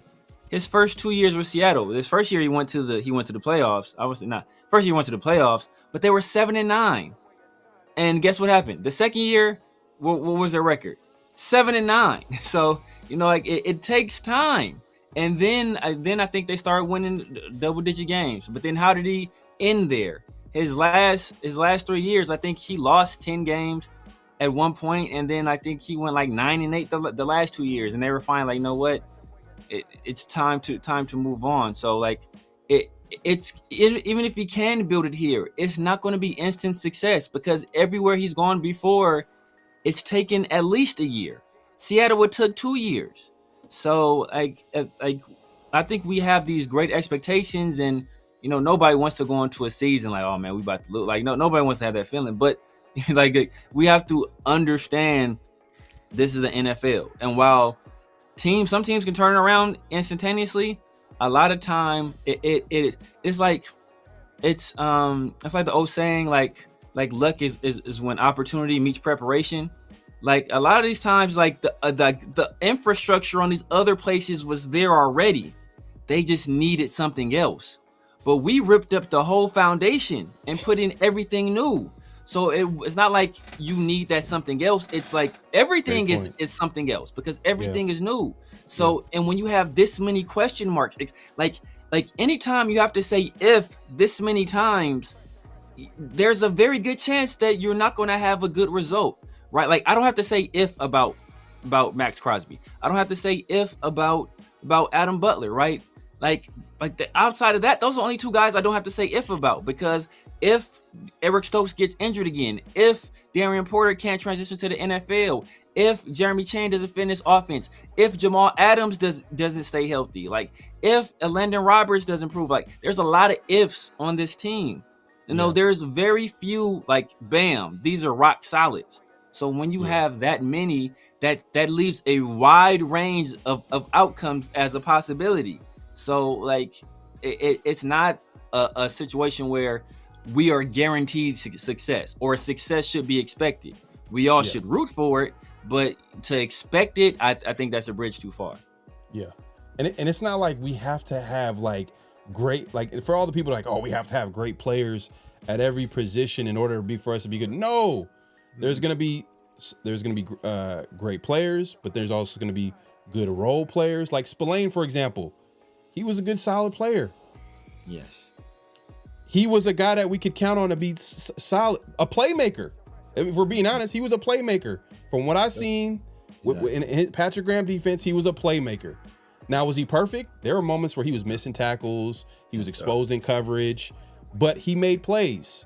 He made plays. He could be a guy that can be a guy that can stop the run. He could be consistent. He was a non-if. Exactly. You knew what you were getting. Exactly, and that's my point. He was a guy that you knew you could get, and that's not and he's not even a guy that I consider to be a great player. And and I'm speaking to your point about like there's a lot of players, there's a lot of questions more than we have answers. And when it's that, then it's like, okay, then all right, we kind of know how this is going to go to a certain extent. Because look, if everything works out perfectly, if everything is on the good side of things, then you can have a good season. And you're like, man, like we see it every year. I want to say every single year in the NFL, there's been a team that's gone from worst in their division to first. It's happened every single year. So there's a possibility, like, hey, when stuff goes right, that can happen for you. But like there's a lot of opportunity for it not to go right. And that has to be factored into whatever calculation you make. Okay, well, you know what? We've been focused on how it's not going to go right. Like 805 man, like let us know how it can go right. How can we let's be real, like how can it go right? How can we catch teams off guard? Because we know there's going to be an adjustment period. How, like, okay, for example, the Commanders last year, right? No one expected them to do what they did. They had there was a young team. They drafted a young quarterback, but no one expected the quarterback Jane Daniels to be that good so soon. And the rest is history. And they won a bunch of games. Now, that being said, for the Raiders they don't have to be exactly what the Commanders did, but at least catch teams by surprise to start the season. And while they're figuring it out and adjusting, what's something that can help them get it right? Like would it be Ashton Genty just dominating to start the season? Would it be what would it be? I think it's this offense completely taken off. Right, we're hearing these rumors that Tucker is kind of waking up with Geno Smith a little bit. Now, if we see a resurgence from Tucker, and now he's kind of that true deep threat. Jacoby Myers is another 1,000-yard receiver, and he's just gelling with Geno Smith, and Genty becomes that guy. This offensive line shocks us all. This offensive line gets Genty to rush for 1,500 yards and maybe 400 yards in the air. So it's like this offense has to gel. It's got to work. It's got to be able to move the ball. It's got to be able to really sustain the clock, right? You want to win that time of possession battle, right? You keep the defense off the field. You give the offense limited amounts of opportunity to score the football, especially with the teams that we're going to go up against. You want to keep the ball out of Patrick Mahomes' hands. And so how are you going to do that? You got to kill him on the ground. You got to kill the clock. It's got to be body shots day in and day out where you're converting on 4 to 5, 3rd and 2s, 3rd and 3s. Like that's what you have to do is just those body blows that just extend plays and move the chains. Now you got you just look at our division. You got the Broncos. The Broncos are going to have probably one of the best defenses in the National Football League. Mm-hmm. Like you're gonna have to potentially just ground and pound the hell out of them, and hopefully you can win that time of possession battle. But then you got the Chargers. The Chargers are literally going to they're going to kill you on the ground. That's what they're going to want to do. They're going to want to throw Martin Hampton at you. I mean, they beefed up that offensive line. Now they just lost Rashawn Slater, which sucks for them, right? Great for us, sucks for them. And you hate to see just any player kind of go out for the season. But if that offensive line does extremely well, they brought in Mekhi Becton, and if Najee Harris kind of gets up to full speed, even though I'm not a fan of Najee Harris, that's a damn good 1-2 punch potentially between Omarion Hampton and Najee Harris. So this offense is going to have to be able to move the ball and fire on all cylinders probably by week 4. I'm going to give them to week 4 before they actually they got to be firing and being able to use Ashton Genty in multiple ways, not just on the ground, but get him in open space through the passing game and let him go to work. I think that's the only way. And here's the thing. We're not sitting there going, you better get 12 wins or it's a successful season. No, like we won 4 games last year. If we get to 8-9 wins, that's progress. That's actually pretty damn good compared to just all the contracts that we have, the complete swap out of players that we have, new coaching staff, the whole 9. You get to 8-9 wins, that's actually pretty damn good. And so I think the offensive line has to shock us. We all got to be just, the concern that we've had on this offensive line, I think it's just got to completely surprise us. And Ashton Genty kind of goes off a little bit, and Geno Smith is able to kind of throw that rock and maybe throws for 4,200 yards and kind of surprises us. So I think that's the only way that we can find success this season, because I think the defense there's a good chance it's going to struggle. Patrick Graham's never been a guy that's going to dial up these defenses that are going to shut everybody down. He's never been that guy. Even when he had success with New York, when he was the DC over there, he had a good defense. Yeah, it was. Yeah, he was never just a constant 3-and-out guy.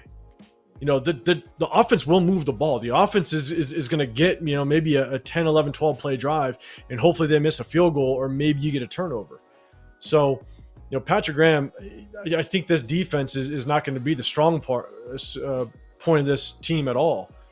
This offense is going to have to really surprise us and do some work. Oh man, I agree. I agree 1,000%. I've literally said the biggest X factor to this season on this team is not even a player. It's Chip Kelly. It's Chip Kelly. And that's how it's going to work. That's how it's going to work for the Raiders. If they're going to catch teams by surprise and like while they adjust on so many different levels that we talked about, the offensive line, the offense in general, whatever the case may be, the defense having like, you know, their shortcomings, is Chip Kelly catches the NFL by surprise. Chip Kelly's offense is, and that's going to include some of the people that you mentioned, but that's going to include Ashton Genty. That's going to include like, how he looks with Geno Smith, the offense, Brock Bowers, Michael Mayer. Because when you have a good offensive coordinator, I said this to Severe the other day, when you have a good offensive coordinator, the great players are going to be great, but it's the other guys who look even better. Yeah. You know what I mean? From the Michael Mayers to the Trey Tuckers, Dante Thornton, Besh, all these guys, they're going to look even better with a good offensive coordinator. And that's who we think that Chip Kelly is. So, and I wanted to bring it to that because you know, a lot of people are like, oh man, you guys can be negative or whatever. We're not. We're just being honest. We're just being honest. We're keeping it real, man. Just keeping it real, man. And hey, man, shout out to Chewy's NFL News and Podcast, my guy. Appreciate you supporting the show. You guys haven't already, make sure to go head over to his channel and hit the subscribe button. He said we lit this weekend. Go Raiders. He also gave me another super chat, man. Hey, appreciate the support, brother. He says, sorry, but no playoffs this year. Yeah, I don't see it. But if they do, I'll be happily wrong. I just want to be clear because for some people are like, oh, you guys are hating. I will be happily wrong if the Raiders make the playoffs. I'll be happily wrong if the Raiders defense is top 5. I'll be happily wrong. And, you know, offensive line is the best offensive line in football. You know what I mean? Like, I'm good. Like, it's not a problem for me because I'm a fan of the team. I watch the games just like everybody else every Sunday, and I want to see a good product out there. But you know, we got to be honest. We got to keep it real. Yeah. Let's see here. Let me hit the chat up real quick. No, what you about to say, Severe? No. I was gonna say, you know, they say that the best indicator of future performance is past performance. So like people would just want to just wipe away history and like it's Men in Black. It's usually hit with the thing is, oh, okay, you know what, know, and I understand it's hard to just get, to go into a season after getting beat down every single season and wanting to enjoy football and thinking you're going to lose. So nobody wants to go into a season thinking they're going to lose. But you just understand that there's going to be growing pains. Now it can still, but that can still be fun.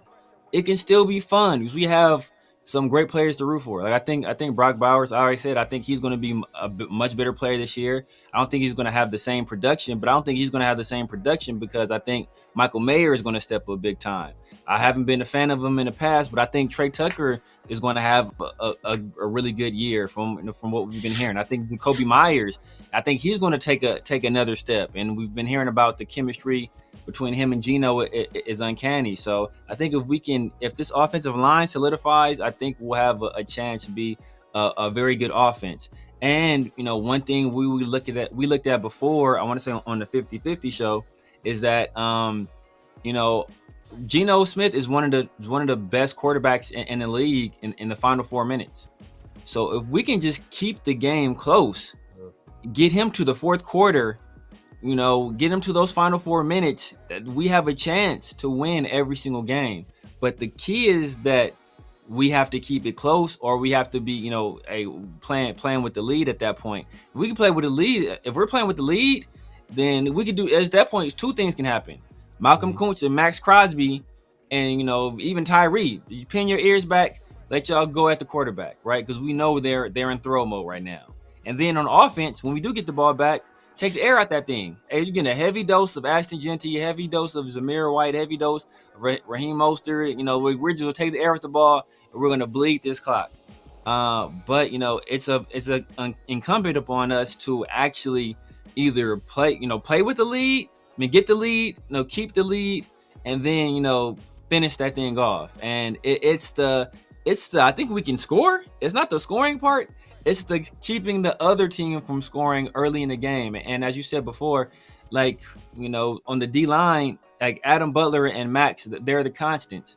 But the players that have to play in space, we have a lot of new guys in those areas. So it's crucial that those guys catch on quickly. You know, I've liked what I've seen from Isaiah Palomar. He's a guy for the past, I don't know how, 3 years I've been saying this guy. I think Isaiah Palomar is going to I think he's going to be a breakout guy. I think he's going to be a breakout guy. He finally kind of broke out last year. Hopefully, full-year starter, he does it this year. But you know, I think that for this team to be good, I kind of put it on Chip Kelly, where I'm also Ashton Genty. I said if Ashton Genty is generational, I think we could win 9-10 games. If he's just, if he's a very good rookie, rookie of the year caliber player, I was looking like 6-7. And if he's just like a bust or a bum, and we're in like the 4 or 5 territory. So, but that's incumbent upon this offensive line gelling, and then, Chip Kelly doing his job and allowing Ashton Genty to be, the player that a lot of people would think he is. Yeah. Yeah. Or how about we just get money's worth out of Chip Kelly, because he is the highest paid offensive coordinator in the National Football League. $6 million. Man. How about we just get our money's worth? And we average 32 points a game. Let's make that happen. Man, that's facts. 100%. I mean, we'll see, because the run game is something that we had an issue with last year. We were like the worst. I think, if not, we're at the very least one of the worst rush offenses in the league last year. So if we can improve, I think we're dead last. We were dead last. I mean, it felt like it. I mean, especially the way we started the season, it was like terrible. It was just terrible. Like, what's crazy? I was looking at the statistics, and it's crazy how just looking at stats doesn't give you the context that you need, because we were one of the worst rushing offenses in the NFL, but then our passing offense looked a lot better. But we knew that our passing offense really wasn't that much better. It's just that they had to pass the football because they couldn't run the football. So it's like, but you would have known that if you didn't watch the games, or just been in tune with the team and what was going on. But like, stats don't really tell the full story. Exactly. But yeah, man, we appreciate everybody coming through. Make sure to click and hit that like button, hit that subscribe button. Mint Beats to the building says the offense and Chip Kelly are gonna have to give our team a defensive lead to win the games. Facts. Facts. Like I said, I'm a big fan of Chip Kelly hire. I've when Antonio Pierce was looking at him, obviously I said, Cliff Kingsbury. Everybody remember I was heavy on the bring Cliff Kingsbury in here, but when there was rumors of Chip Kelly, I was cool with Chip Kelly. I like what Chip Kelly brings to the table as an offensive coordinator, and his experience, and everywhere he's gone, except that I think that year with the 49ers, but every other offense he's had, it's been good offense. And the offensive struggles have not been the reason his team hasn't won. There's been other factors. So, and he has a quarterback, I think, that is underrated and who's very intelligent and who has that leadership. And then he also has a coach that can be that buffer between him and the players, where he's kind of, he can be a little bit frosty. He's not the most personable guy. He's kind of quirky, but like, Pete Carroll is the diametrically opposite of that, right? He's on the very other end of the spectrum, where he's very jovial and very, rah-rah and all that stuff. So he makes up for those shortcomings that you have with Chip Kelly. So, and I think that combination right there works. And if we can somehow get some defensive production, I think our offense will be fine. But a lot of this is going to fall on the offense is going to have to carry us. It's just the defense can't be so bad that it can't be like Cincinnati level bad, where it doesn't matter how good our offense is what I'm saying, basically. Yeah, and Mint Beast follows it by saying aggressive pass rush, but I don't know if we're going to be seeing it this year, but we'll see. I mean, if we can get a good pass rush on defense, that will make a lot of some of the things that we can say that were probably our shortcomings, or things that the Raiders need to get better at, just because that pass rush will make it a lot easier on the secondary and everything else. But that being said, before we wrap it up, let's talk about the preseason game against the 49ers this Saturday, 8:05. Man, what do you want to see this this game? Simple and plain. Like, what do you want to see this? Because you're going to be at the game, right? Yep. Yeah. Shit. I want to see this offensive line. I want to see this offensive line just get better. Point blank, period.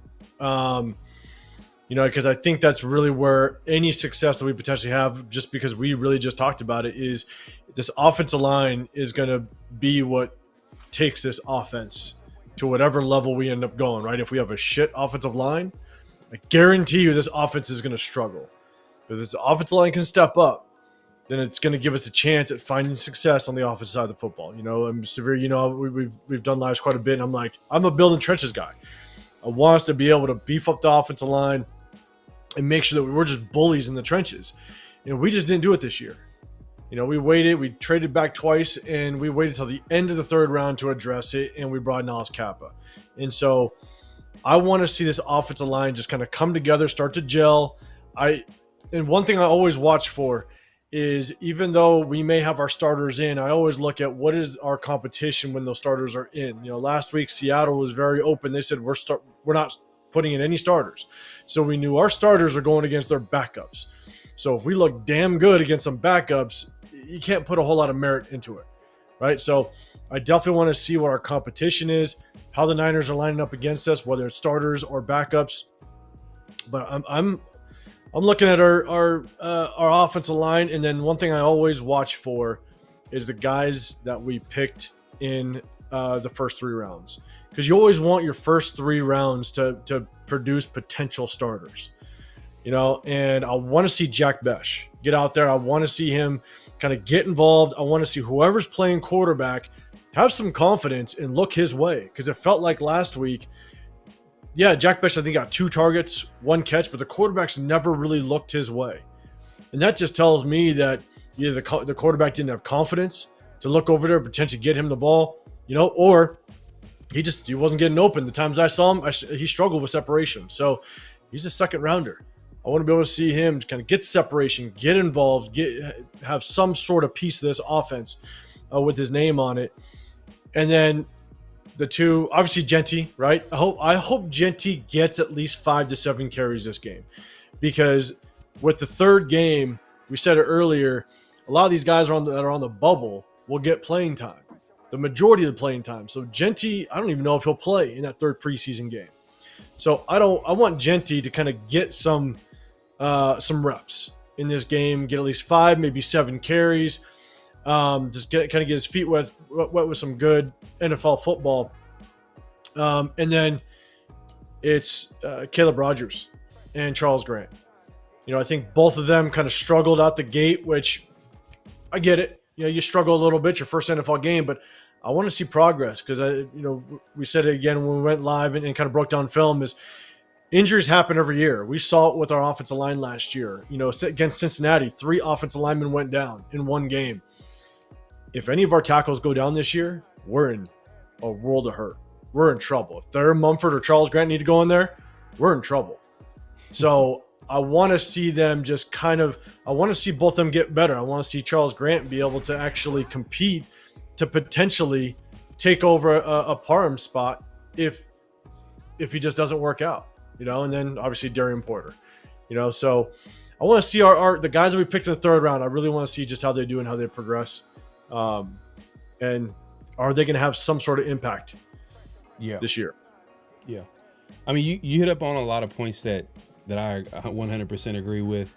I'll just add and say that, can they just clean up some of the sloppiness from that first preseason game? Yeah. From the penalties, from the missed tackles, can they, stop the run, things like that. Just beat the man in front of them. From what the 49ers coach Kyle Shanahan was saying, that the 49ers are going to put out starters, but when you got 20 guys out, I mean, I don't know what that's going to look like from, Thursday until Saturday. I mean, are they going to play the Nick Bosa's? Are they going to play their first round? I think it was Mikhail, the guy that they drafted, the guy that was connected to the Raiders. I remember Todd McShay was connecting them to the Raiders with that number 6 pick, which was crazy, and I didn't want it, but that's a whole different conversation. But last thing though, even though I don't expect a lot from the rookies that first game, it's their first taste of the NFL, so got to get the butterflies out, the jitters out. What we did see is Tonka Hemingway. He could be something. And so if he gets more playing time, I want to see. We got a hole in that interior defensive line. And so I want to see if that kid can continue to ball. All right. We may have a little something there. All you need to know about Tyree Wilson and even a guy like Tom Hemingway, there's a quote, I think Max was speaking to the media, and literally the way he talked about Hemingway and the way he talked about Tyree Wilson, it was very specific, very selective with his words. Like, Tyree, I'm behind his corner, took him under my wing, and he's getting better every day. And then he talks about Hemingway. He's like, man, this dude is twitchy, has moves. He gets every day he gets better. Like it's a whole different, just a whole vibe. Just want to throw that out there. I thought it was funny, but Severe, go ahead. People thought it was a conspiracy. Tyree ain't never been on that podcast. People thought it was a conspiracy. It's the truth. But I mean, speaking of Max and Tyree and Hemingway to some degree, no, I want to see us build a generated pass rush, man. We did not generate a pass rush at all that first game against Seattle. I want us to see us actually put some pressure on the quarterback. You mentioned Hemingway. I think Hemingway looked good when Pegues was in there. I think Pegues looked real good as well. So, we're looking to see some further development from those guys. Something you mentioned, Pharaoh, missed tackles. My God, the missed tackles was terrible. It even got, they asked Pete about it after the game. Even Max had to address it, when he talked to the media as well, and said they it was something that was going to be a point of emphasis, and but man, the play can't end till the guy is tackled or runs out of bounds. So you gotta get these guys tackled, man. Once you have opportunity, you have to get them on the ground. And I'm also interested to see this wide receiver battle. I know Bachman is a guy that, he had some success, but a young guy that came on, Shedrick Jackson, I think he's the nephew of Bo Jackson. I think he's a guy that, he impressed, and, can he build upon that success and, potentially earn himself a roster spot. Ironically, we got Raheed Ishmael's nephew is on the team as well, and it's like that Kadir Ishmael, I think he's a tight end. But then Cam Miller as well. I want to see. I know we had a what's real, what's not. But Aiden O'Connell getting traded.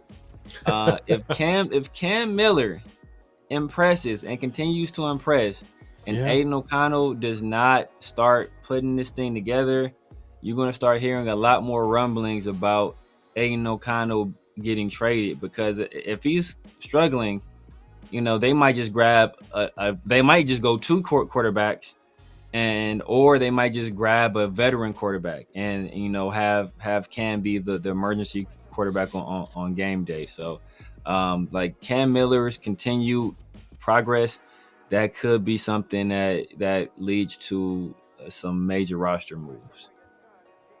Man, I agree with the wide receiver battle. I actually like Alex. He's having a good camp. He is. He's having a good camp, and he had a quote the other day that I really liked. I like his mindset. Is like, man, if I'm going one-on-one with somebody, my whole mindset is that I'm gonna destroy this guy. And I'm like, perfect. come right on in, man. Just come over here. Hey, look, because it's not like he's gonna be the he's not a starting. He's gonna be a complimentary receiver to this room, and if that's his mindset, he's gonna get those opportunities when they present themselves. And if you have that confidence, that means you're gonna have that ability to make plays when your number is called upon. So I already like that already. But like you said, Jackson had a solid game. Yeah. But we'll see. We'll see how it goes, man. But man, we appreciate everybody coming through. Make sure to clock in at this point, clock out, hit that like button, hit that subscribe button, hit that notification bell. Man, it's been a great show. Hey, 805, let the people know where they can find you, what to look forward to, all that good stuff. Guys, man, I appreciate it, man. I appreciate my guys. let me come on here. I'm 805 Raider. My channel is Real Talk Raider Nation. I go live on Sundays and Tuesdays. We break down game film. We also we break down just player film during the season. We will every Tuesday, maybe Wednesday, because we got to trick YouTube a little bit with the way we cut it up. But we like to break down the game film after every single game, and we just have fun with it, man. At the end of the day, we all know the tape don't lie. And so at the end of the day, it'll either make you look good or expose the hell out of you, and we'll show it and we'll keep it real. So, but we do that, but then I also just do my own individual videos and kind of have fun with it. So, man, I appreciate all the support that everybody's rolled with me and rocked out, and I can't thank everybody enough. But I definitely thank these guys two up top for letting me rock out on this Thursday. Oh yes, sir, man. Fire show. My mods in the building, man. Anybody here? Please post the links for 805's Real Talk Raider Nation, so they can go ahead over there and subscribe to his channel. Dude is putting out fire content, as well as my guy over here, Severe, man. Let the people know where they can find you, what to look forward to, man.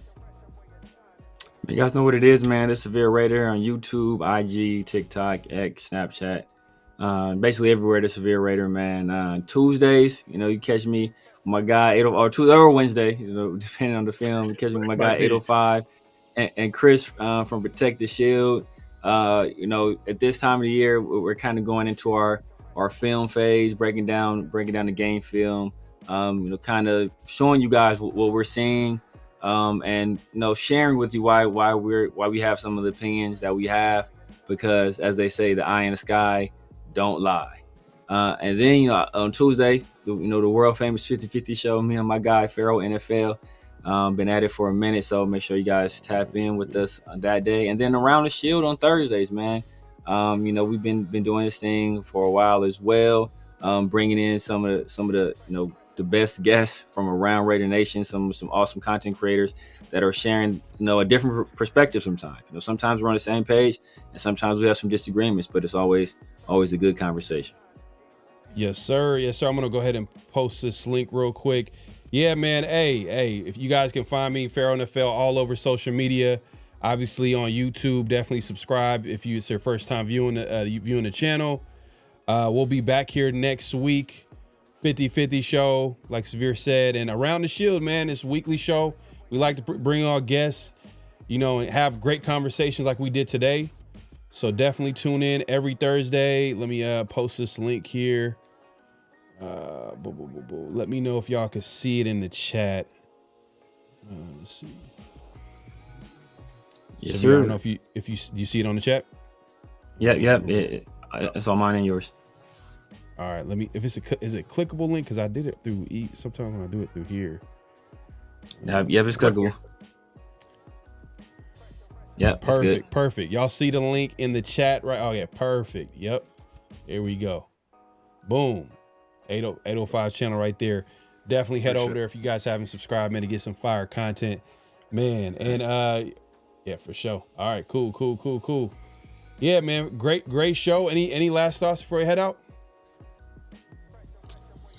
Yeah, man. Just one last thing I didn't mention. The most important thing during the preseason is health, man. Health as well. So hopefully everybody walks away from the game unscathed. We are 100%. Because part of the problem is that there's not a lot of depth in this team either, so we can't afford many injuries. Yeah, definitely facts, 100%. Like, we haven't really heard any. What? Lonnie Johnson. Lonnie Johnson was. Yeah, that was a tough one. Yeah, and it was interesting too because Pete Carroll they had like a big role for him on the defense, that third safety spot. I don't know if that's Pete Carroll just being, because Pete. And the one thing, Severe, you caught on to Pete, like Pete be lying. He be selling wolf tickets. He selling wolf tickets, man. He's one of the most positive guys, but he be lying. He has no problem lying to the media at all. He be lying. Right. He does it with a smile though. He does it with a great, he just does it with a smile. It's like you can't be mad at him. He worked in the LA media forever, bro. So I'm sure he learned all, but I'm just lying. I'm just gonna lie. That is. He's been around the block. He's been around enough to where he could just get away with it. It don't matter no more with him. Exactly, man. But we'll be back here soon. You guys said this Sunday you guys gonna have a show? Yeah. Yeah, this Sunday. This Sunday. Hey, and home opener. Home opener. If anybody's gonna be at the home opener, it looks like us three are gonna be here. Chris, Protection Podcast. We're gonna be at the home opener. So if anybody's gonna be there, hey, let's all link up, have a beer, and have a good time. There you go. There you go. All right, man. We out of here. See y'all next week. Peace. Just win, baby. Hello? You play to win the game. You don't play to just play it.